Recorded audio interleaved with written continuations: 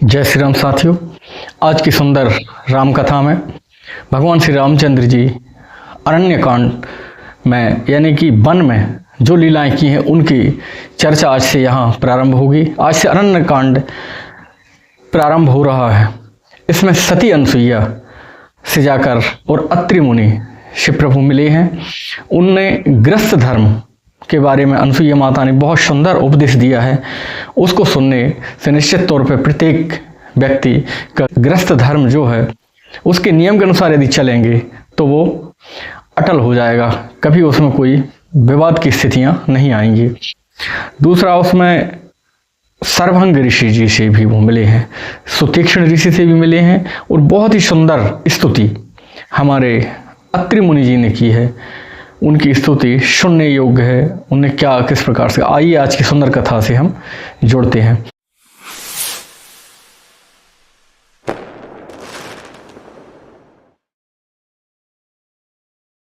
श्री गणेशाय नमः। श्री जानकी वल्लभो विजिते श्री रामचरितमानस तृतीय सोपान अरण्यकांड।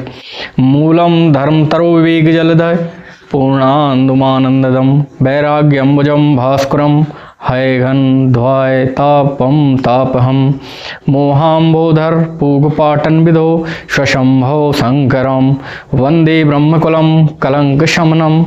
श्री राम भू प्रियम।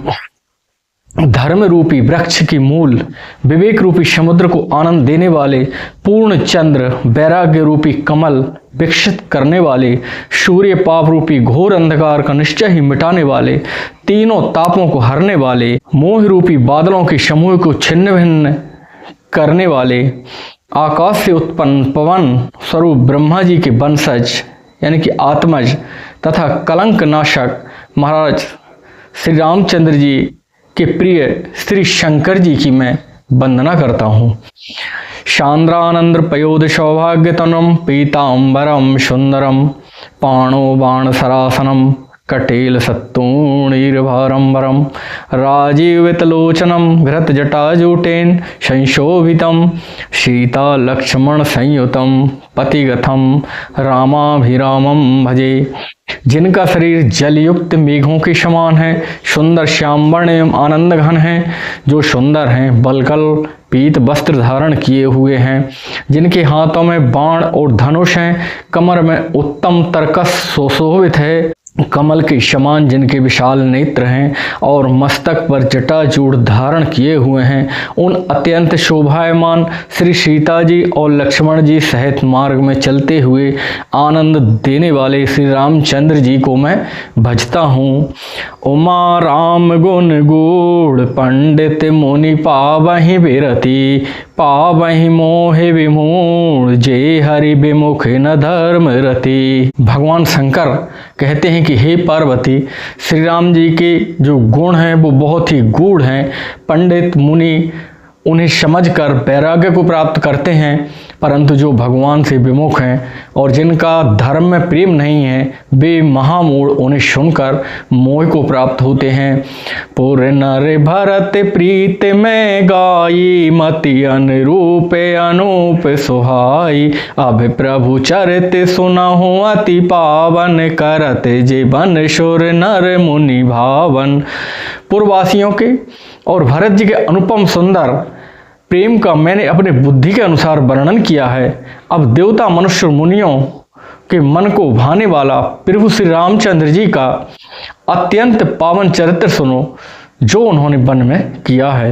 एक बार चुनि कुसुम सोहाए निज कर भूषण राम बनाए सीता ही पहिराए प्रभु सादर बैठे फटिक शिला पर सुंदर। एक बार की बात है, प्रभु श्री रामचंद्र जी ने बड़े सुंदर पुष्प यानी कुसुम चुनकर एकत्रित किए हैं, रंग रंग के अपने हाथों से भांति भांति के गहने बनाए हैं और माता जानकी स्फटिक शिला पर बैठी हुई थी। तब प्रभु आदर के साथ उन गहनों को सीता जी को पहना रहे थे। शूरपति सुत धरि बायस बेसा सठ चाहत रघुपति बल देखा जिमि पिपीलिका सागर था महामंद मति पावन चाहा।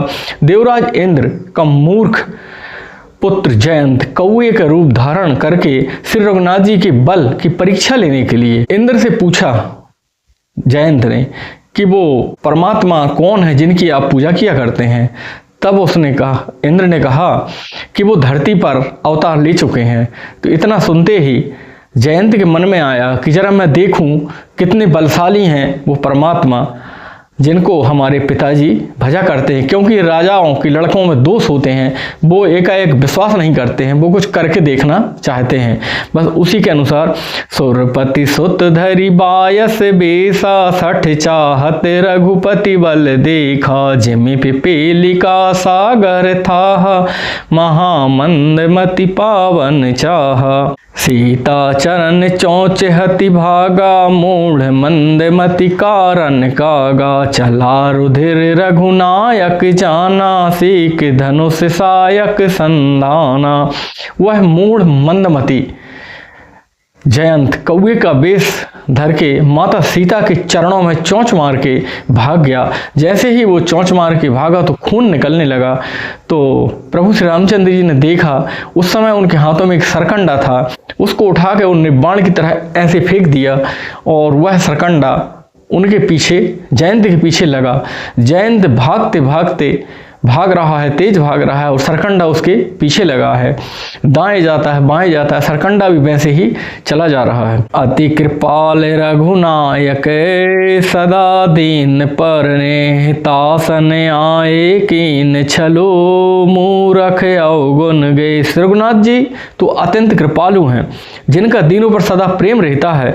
उनसे भी उस अवगुण के घर मूर्ख जयंत ने आकर छल किया है। प्रेरित मंत्र ब्रह्म सर धावा चला भाजी बायस भय पावा धारि निज रूप गयऊं पितु माही राम विमुख राखा तेहि नाहि। मंत्र से प्रेरित होकर वह ब्रह्मबाण दौड़ा। कौआ भयभीत होकर भाग रहा है, यानी कि जयंत भागता जा रहा है। भागते भागते वह अपने पिता के यहाँ गया है। तो पिता ने पहले ही दरवाजे बंद कर लिए थे, क्योंकि राम जी से जो द्रोह करता है उसको कोई भी नहीं बचा सकता है।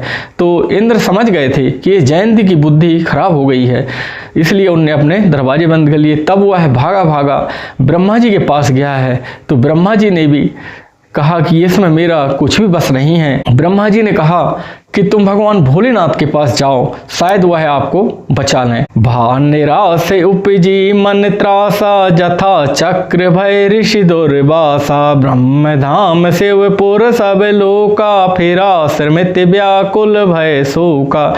तब वह निराश हो गया, उसके मन में भय उत्पन्न हुआ और चिंता हुई उसको। जैसे दुर्वासा ऋषि को चक्र से भय हुआ था, वह ब्रह्मलोक शिवलोक आदि समस्त फिर ब्रह्मा जी के पास गया। वो तो ब्रह्मा जी ने भी कहा कि मेरा भी इसमें कोई बस नहीं है, तुम शंकर जी के पास जाओ। शंकर जी के पास गया तो शंकर जी ने कहा मैं भी तुमको नहीं बचा सकता हूँ, क्योंकि तुमने एक जघन्य अपराध किया है। तब वह भगवान लक्ष्मी नारायण के यहाँ गया। तो लक्ष्मी नारायण जी थे स्वयं उस समय रामचंद्र जी के लीला कर रहे थे। तो इसलिए जयंत जब भाग रहा था विकल होकर, काहू न बैठन कहा न ओही राख की सकै राम कर द्रोही मातु मृत्यु पितु समन समाना सुधा हो ये विष सुनो हरि जाना। पर रखना तो दूर, किसी ने उसको बैठने के लिए भी नहीं कहा, रक्षा की बात तो दूर रही, उससे किसी ने पूछा भी नहीं। हे गरुण सुनिए, उसके माता मृत्यु के समान हो जाती है और पिता यमराज के समान हो जाता है, और अमृत जो है वो विष के समान हो जाता है, जो श्री रामचंद्र जी के विरोध में रहता। मित्र करें सिति रिपु के करनी ता कह बेबुध नदी बैतरणी सब जगुताए अन लाहू ते ताता जो रघुबीर विमुख सुनु भ्राता। मित्र सैकड़ों शत्रुओं के समान करनी करने लगते हैं। देव नदी गंगा जी उसके लिए बैतरणी यमपुरी की नदी बन जाती हैं। हे भाई सुनिए, जो श्री रघुनाथ जी के विमुख होता है वह समस्त जगत उसके लिए अग्नि से अधिक गर्म या जलाने वाला हो जाता है। यह संसार ही उसको जलाने लगता है। नारद देखा विकल जयंता लाग दया कोमल चित संता पठवा तुरत राम पहिताही कहे से पुकारी प्रणत हित पाही। नारद जी ने जयंत को व्याकुल देखा तो संत हृदय होने के कारण उनको दया आ गई संतों का जो हृदय होता है वो बहुत ही कोमल होता है। उन्होंने उसे समझाकर तुरंत कहा कि तुम श्री राम जी के पास जाओ, उनसे ही तुम्हारी रक्षा होगी, वो ही तुमको बचा पाएंगे। आतुर सभय गहे सिपद जाई, त्राहि त्राहि दयाल रघुराई, अतुलित बल अतुलित प्रभुताई, मैं मति मंद जान नहीं पाई।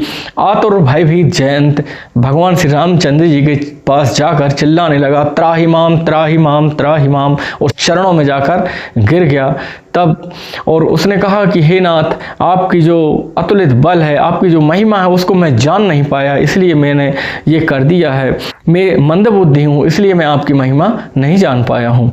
निज कृत्य कर्म जनित फल पाया हूँ, अब प्रभु पाहि शरण तक आया हूँ। सुन कृपाल अति आरत बानी, एक नयन करि तजा भवानी। अपने किए हुए कर्म के पश्चाताप करने के बाद भगवान श्री रामचंद्र जी से उन्होंने विशेष प्रकार की विनय की। तब श्री रामचंद्र जी तो दयालु हैं और अपने भक्तों की रक्षा करने वाले हैं, और जो शरण में आता है उसको माफ़ कर देते हैं, उसके सारे कार्य बना देते हैं। तब प्रभु ने कहा कि अब ये बाण तो कुछ तो तुमको दंड मिलना ही चाहिए, ताकि ये समाज सीख सके कि इस प्रकार के काम करने से क्या होता है। तब वह एक नेत्र उसका निकाल लिया है, उस बाण ने एक नेत्र में लग गया है और उसका काम हो गया है। इन मोह बस द्रोह यद्यपि ते ही कर बध उचित, प्रभु छाण्यों करि छोह को कृपाल रघुवीर समय। उसने मोह बस द्रोह किया था, इसलिए यद्यपि उसका वध उचित था, पर प्रभु श्री रामचंद्र जी कृपा करके उसे छोड़ दिया है। श्री राम जी के समान कृपालु और कौन होगा। रघुपत चित्रकूट बसि नाना, चरित किए श्रुतु सुधा समाना, बहुरी राम में अस मन अनुमाना, हो है वीर सबय मोहि जाना। चित्रकूट में बसकर श्री रघुनाथ जी ने बहुत से चरित्र किए हैं जो कानों को अमृत समान प्रिय हैं। फिर कुछ समय पश्चात श्री रामचंद्र जी ने सोचा कि अब अनुमान किया, इधर मुझे सब लोग जान गए हैं, इसलिए बहुत भीड़ होने लगी है, अब अन्यत्र किसी स्थान पर जाया जाए। सकल मुनिन सन विदा कराई, सीता सहित चले दो भाई, अत्रि के आश्रम जब प्रभु गया हूँ, सुनत महामुनि हर्षित भया हूँ। इसलिए सब मुनियों से विदा लेकर प्रभु आगे की ओर चले हैं, और अत्रि मुनि के आश्रम में आगमन की जब सूचना सुनते हैं महामुनि हर्षित हो गए हैं। बोले किते गाते अत्र उठी धाये, देखी राम आतुर चली आए, करत दंडवत मुनि उर लाए, प्रेम बारी दोई जन अनवाए। शरीर पुलकित हो गया है। अत्रि जी उठकर दौड़े हैं, उन्हें दौड़े आधे देखकर श्री राम जी भी शीघ्रता से चलने लगे हैं।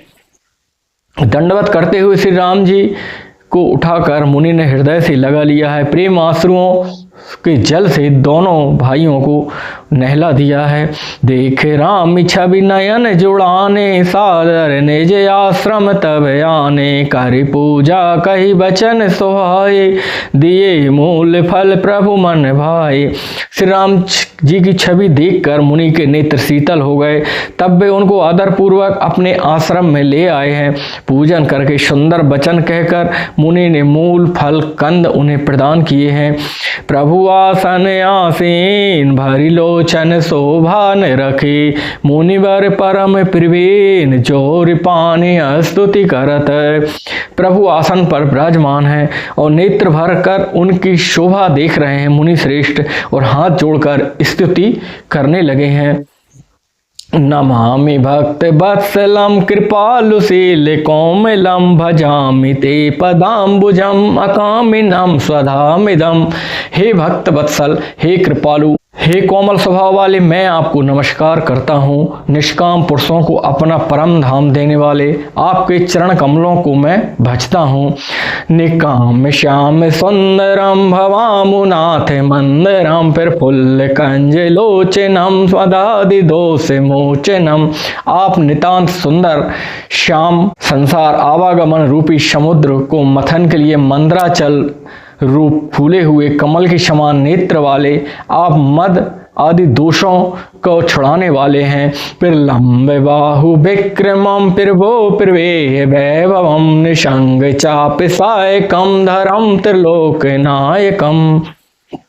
हे प्रभु, आपकी लंबी भुजाएं हैं जो पराक्रम और ऐश्वर्य, अप्रमेय, बुद्धि के परे अथवा असीम है। आपका तर्कस धनुष बाण धारण करने वाले तीनों लोगों के आप स्वामी हैं।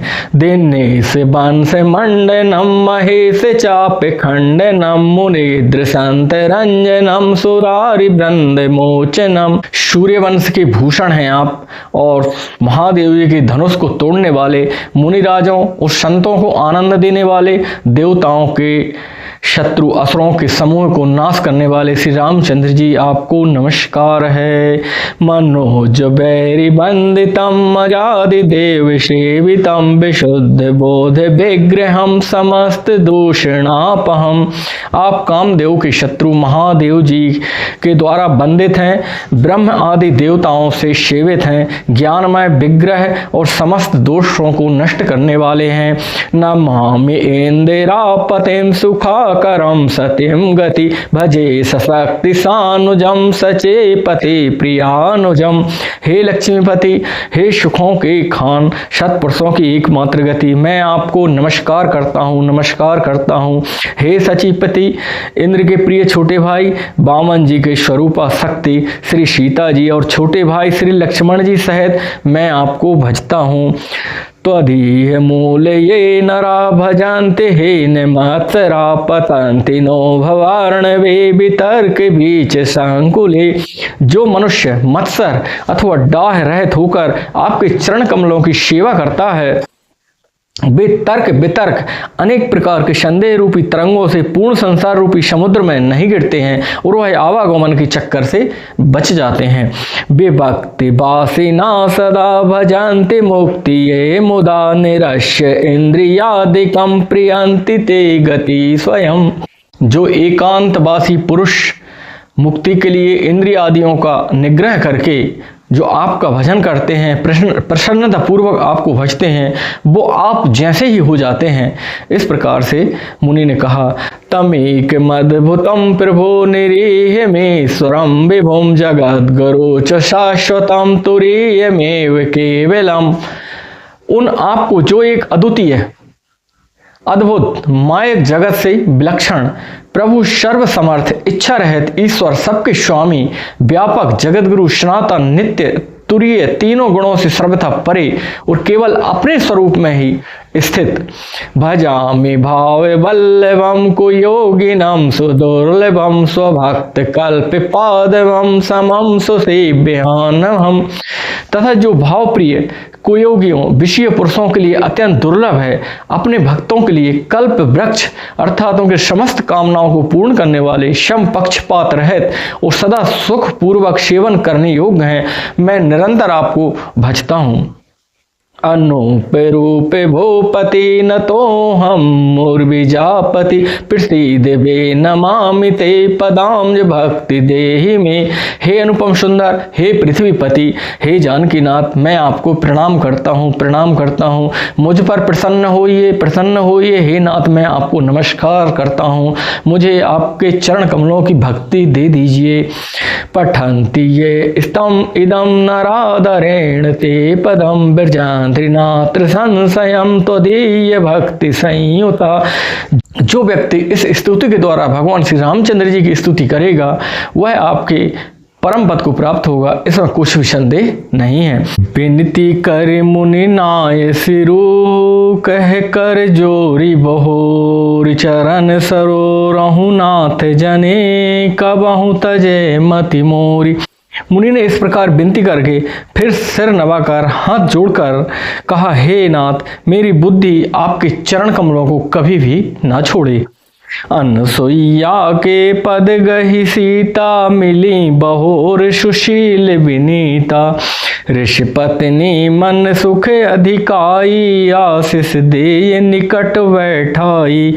फिर परम शीलवती माता सीता जी अनसुईया माता से मिली हैं। उनके चरण कमलों को उन्हें पकड़कर प्रणाम किया है।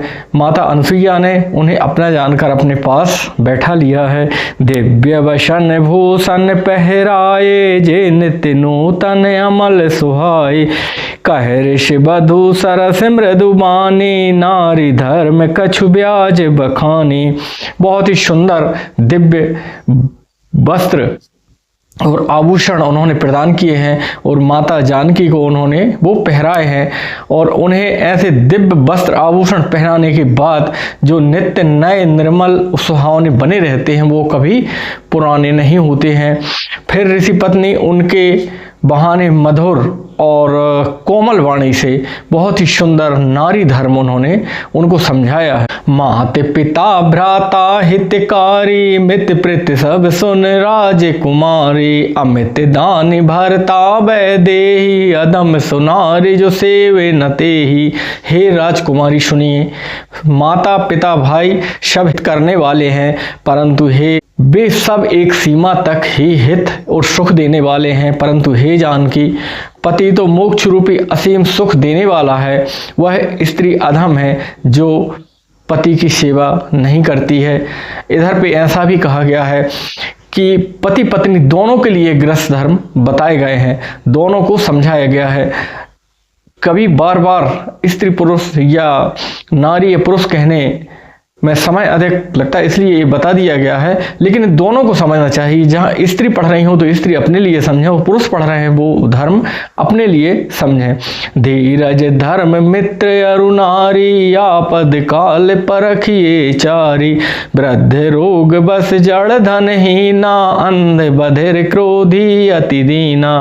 धैर्य, धर्म और मित्र और स्त्री को, इन चारों की परीक्षा जो है विपत्ति के समय ही परीक्षा होती है।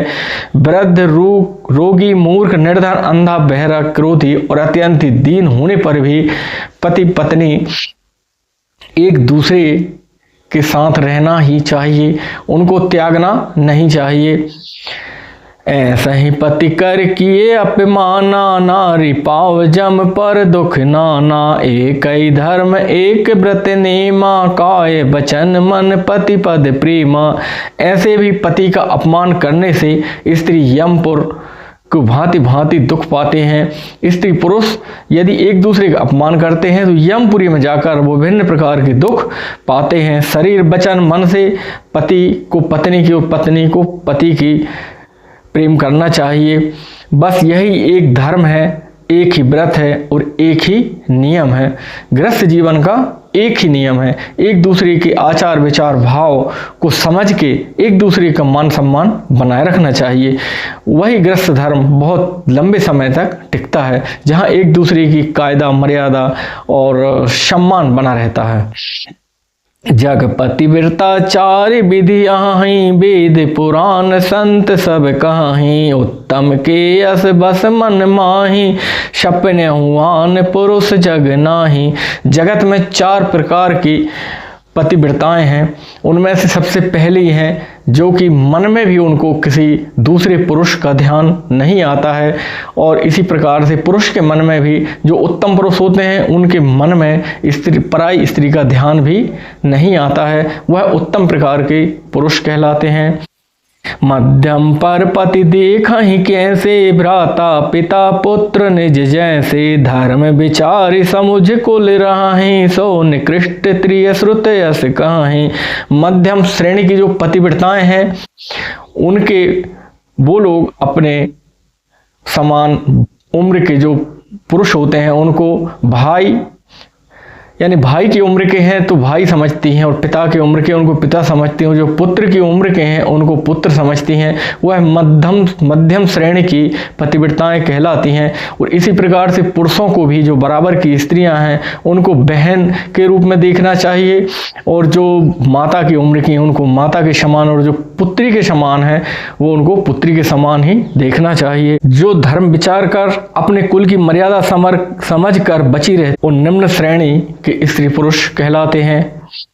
बिनु अवसर भय ते रह जोई, जान्यो अधम नारी जग सोई। पति वंचक परिपति रति करहीं, रो रो नरक कल्प सत्य परहीं। और जो स्त्री पुरुष मौका न मिलने या भय बस पतिव्रता बने रहते हैं या बनी रहती हैं, जगत में उनसे अधम स्त्री पुरुष और कोई नहीं है। पति को धोखा देने वाले या पत्नी को धोखा देने वाले, पराय पति से रति करने वाले, वह तो 100 कल्प तक रौरव नरक में पड़े रहते हैं। छन सुख लखी जन्म सत्य कोटि, दुख न समुझते ही सम को खोटी। बिनु श्रम नारी परम गति लाहीं, पतिव्रत धर्म छाड़ी छल गाहीं। क्षण भर के सुख के लिए जो 100 करोड़ों असंख्य जन्मों के दुखों को नहीं समझती हैं, उसके समान दुष्ट या दुष्टा कौन होगा। जो स्त्री या पुरुष छल छोड़कर पति धर्म को ग्रहण करती हैं, वह बिना ही परिश्रम परम गति को प्राप्त हो जाते हैं। पति प्रतिकूल जन्म जह जाई, विधवा होए पाए तरुणाई। किंतु जो पति के प्रतिकूल चलते हैं, वह जहाँ भी जाकर जन्म लेती हैं, वह जवानी पाकर भरी जवानी में विधवा हो जाया करती हैं। सहज अपावन नारी, पति सेवत शुभ गति लहाई। जसु गावत श्रुति चार, अजाहु तुलसी का हरह प्रिय। स्त्री के जन्म से ही अपवित्र हैं, किंतु पति की सेवा करके वह अनायास ही शुभ गति प्राप्त कर लेते हैं। पतिव्रत धर्म कारण ही आज भी तुलसीदास जी भगवान को प्रिय है और चारों वेद उनका यश गाते हैं। सुन सीता तब नाम, सुमर नारी पतिव्रत करहीं। तो ही प्राण प्रिय राम, कहाँ कथा संसार हित। हे सीता सुनो, तुम्हारा तो नाम ही ले लेकर स्त्रियां पति धर्म और पति लोग भी पत्नी व्रत धर्म का पालन करेंगे। ये तो श्री राम जी के प्राणों के समान आप प्रिय हो। पतिव्रत धर्म की कथा तो मैंने संसार के हित के लिए कही है, ताकि संसार के जो स्त्री पुरुष हैं उनका गृहस्थ धर्म सही और सुचारू रूप से चल सके।